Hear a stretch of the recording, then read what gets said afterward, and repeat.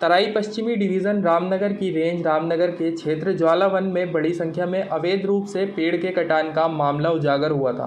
अवैध रूप से हरे सागौन और यूकलिप्टस के पेड़ों के कटान का मामला उजागर होने के बाद तराई पश्चिमी डिवीज़न रामनगर के प्रभागीय वन अधिकारी प्रकाश चंद्र आर्या, वन क्षेत्राधिकारी देवेंद्र सिंह रजवार तुरंत एक्शन मोड में आ गए। मामले की गंभीरता को देखते हुए तुरंत जांच के लिए आदेश दिए गए। ज्वाला वन क्षेत्र की कॉम्बिंग कार्रवाई, जिसमें अवैध रूप से हरे पेड़ों का कटान का मामला निकलकर सामने आया।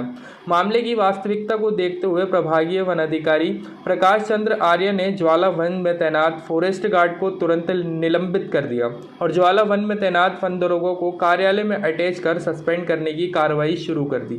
ज्वाला वन में लंबे समय से अवैध पतन की सूचनाएं अधिकारियों को प्राप्त हो रही थी। यह सारा खेल वन निगम की लॉट के कटान की आड़ में धड़ल्ले से चल रहा था।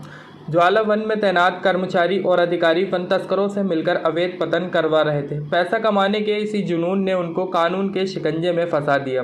तस्करों से खाई मलाई तो हो गई कार्रवाई। जिन वन विभाग के कर्मचारियों और अधिकारियों को जंगल की सुरक्षा के लिए रखा गया है, वही रक्षक जब भक्षक बन जाते हैं तो जंगलों की सुरक्षा कौन करेगा? यह एक गंभीर सवाल है। अभी कार्रवाई का दायरा और बढ़ सकता है। जिन कर्मचारियों और अधिकारियों को इसकी पूरे प्रकरण में संलिप्तता है, कहीं ना कहीं उनके दिलों में भी धड़कन बढ़ती हुई नजर आ रही हैं। ज्वाला वन क्षेत्र में इससे पूर्व फॉरेस्ट गार्ड और वन दरोगा के कितने हरे पेड़ों की कब्र खुदवाई होगी, यह भी एक जांच का गंभीर विषय है। इतने बड़े प्रकरण को अंजाम देने के बाद भी स्थानीय कर्मचारी और अधिकारी इस पूरे प्रकरण को छुपाने का भरपूर प्रयास कर रहे थे, लेकिन अवैध पातन का वीडियो सामने आने के बाद इनके नापाक मंसूबों में कामयाबी नहीं मिल पाएगी। देखिए, ज्वाला वन एक हमारा फॉरेस्ट ब्लॉक है जिसमें कि वन निगम की 3 लॉटें चल रही हैं, जिसमें कि वन निगम द्वारा पातन कार्य किया जा रहा है यूकलिप्टस प्रकाश का। वहीं पर बार बार शिकायत आ रही थी कि जो अवैध रूप से वहाँ पेड़ काटे जा रहे हैं, तो उस पर हमारे द्वारा तत्काल कार्रवाई करते हुए एक टीम बना करके वहाँ जाँच कराई गई। तो उसमें वन निगम के कुछ प्लॉटों में ऐसा पता चला कि वहाँ पर जो लोकल कम्युनिटी है बगल में आबादी के पास वाले, उनके द्वारा जो अवैध पातन किया गया था, तो उसमें उस अवैध पातन को देखते हुए तत्काल कार्रवाई करते हुए जो संबंधित फॉरेस्ट गार्ड और जो वहाँ का जो फॉरेस्टर है उनके खिलाफ कार्रवाई की गई है।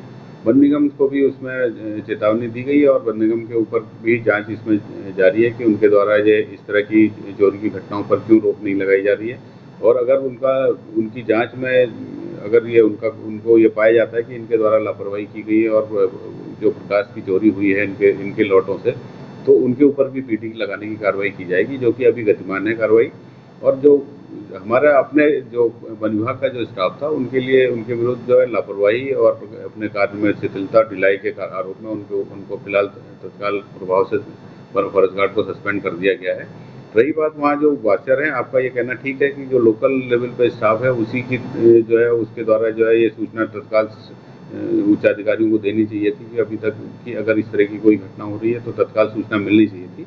वो सूचना उनके द्वारा नहीं दी गई है। इसके लिए इसकी भी जांच की जा रही है। जांच इस प्रभाग में प्रभागीय वनाधिकारी धौलाखंडी है, प्रदीप धौलाखंडी, उनको जांच सौंपी हुई है। जांच में जो कुछ भी निष्कर्ष निकल के आएगा, जांच में अगर कोई दोषी पाया जाएगा तो तत्काल उसके विरुद्ध और कार्रवाई की जाएगी। निश्चित तौर पर अगर ये जांच में ये किसी और की भी लापरवाही या और उसकी मिलीभगत अगर किसी के सामने आती है तो निश्चित तौर पर कार्रवाई होगी। इसमें कोई बिल्कुल किसी भी तरह की ढिलाई नहीं बरती जाएगी और अवैध पातन के विरुद्ध सख्त कार्रवाई किए जाने का निर्देश उच्च स्तर से भी प्राप्त हैं और इस स्तर से भी सभी को निर्गत किए गए। बिल्कुल क्लियर कट मैसेज है कि किसी भी परिस्थिति में अवैध पातन और अवैध खनन और ये अन्य तरह की घटनाएं यहाँ पर बर्दाश्त नहीं की जाएंगी। डिजिटल युग में खबरों से खबर तक हम हैं आपके साथ।